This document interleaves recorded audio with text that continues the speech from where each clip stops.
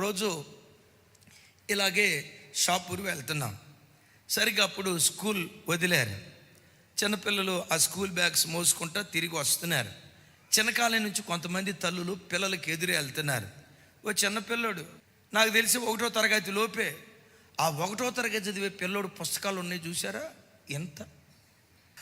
ఆడా బ్యాగు మొయ్యలేక పాతకాలపు ముసలోడు వంగిపోయాడు.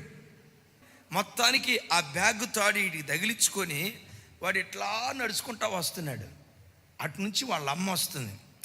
వాళ్ళ అమ్మని చూడటంతో ఆడు ముఖం వంద చూసారా 1000 వాట్స్ బల్బ్ వెలిగినట్టు వెలుగుతుంది. ఎప్పుడైతే వాళ్ళ అమ్మని చూసి మమ్మీ అన్నాడో ఆ తల్లి పరిగెత్తుకుంటా రానే వచ్చింది. వాడి మెడ మీద ఉన్న బ్యాగ్ తీసుకుంది, ఆమె మెడకు తగిలించుకుంది. ఎప్పుడైతే అమ్మకి బ్యాగ్ ఇచ్చాడో ఈడేం చేస్తున్నాడు తెలుసా? డ్యాన్స్ చేస్తున్నాడు. బిడ్డ, ఆ తల్లి కొడుకుని ఎదుర్కోవటానికి ఎలా వచ్చిందో, ఈ పునరుద్ధానపు వేళ నీ తండ్రి కంటే శ్రేష్ఠుడు, నీ తల్లి కంటే శ్రేష్ఠుడు. ఏ భారంతో వచ్చావో నీ ఎదుటికొచ్చి ప్రభు నిలవబడ్డాడు. ఏ కలవరంతో, ఏ కన్నీళ్లతో, ఏ దుఃఖంతో, ఏ మనోవేదనతో ఈరోజు దేవుని సన్నిధికి వచ్చావో, ఆ తల్లి కొడుకు ఎదురుగా వెళ్ళినట్లుగా పరలోకపు తండ్రి నీ ఎదుటికొచ్చి అంటాడు, బిడ్డ నీ భారం నాకివ్వు, నీ బరువు నాకివ్వు, నీ గుండెల్లో ఉన్న బాధ నాకివ్వు, నీ బరువు నేను మోస్తా, నీ చింత నేను మోస్తా. నీ బ్రతుకు కాలమంతా నిశ్చింతగా బ్రతికే జీవితాన్ని వరంగా దేవుడు అనుగ్రహించునుగాక. గుండెల్లో ఏ బాధ ఉన్నా, యేసయ్యా నా బాధ నీ పాదాల దగ్గర దించుతున్నానయ్యా, నీ పాద సన్నిధిలో దించుతున్నానయ్యా.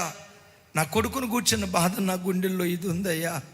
వాడు ఏదో గొప్ప ప్రయోజకుడు అవుతాడు అనుకుంటే కళ్ళ ముందు ఇట్లా అయిపోతున్నాడయ్యా. అయ్యా వాడిని కూర్చున్న బాధ నీ పాద సన్నిధిలో పెడుతున్నాను. దేవుని సన్నిధిలో ఏడో నా కుమార్తె ఏదో గొప్ప ప్రయోజకురాలు అవుతుంది అనుకున్నానయ్యా. ఏంటో నా బిడ్డ వే ఆఫ్ డ్రెస్సింగ్ స్టైల్, నా కుమార్తె ఎక్కడో తేడా కనపడుతుంది అయ్యా. అయ్యా నా కుమార్తెను డాక్టర్ని చేయకపోయినా, ఇంజనీర్ని చేయకపోయినా, ఒక అయ్య చేతిలో పెట్టే వరకు పవిత్రురాలైన కన్యకగా నా కుమార్తెను కాపాడాలయ్యా.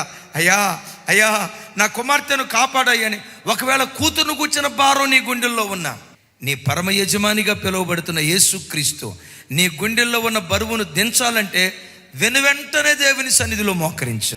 వన్స్ ఒక విషయం కొరకు నువ్వు ప్రార్థన చేసావా, ఆ విషయం నిమిత్తం మరి అన్నడూ చింతించకుండా, నా కొరకు చింతించే దేవుడు నాకుండగా, నా పక్షాన చింతించే దేవుడు నాకుండగా నేనెందుకు చింతించాలని నీ చింత యావత్తు ఆయన మీద వేయుదువుగాక.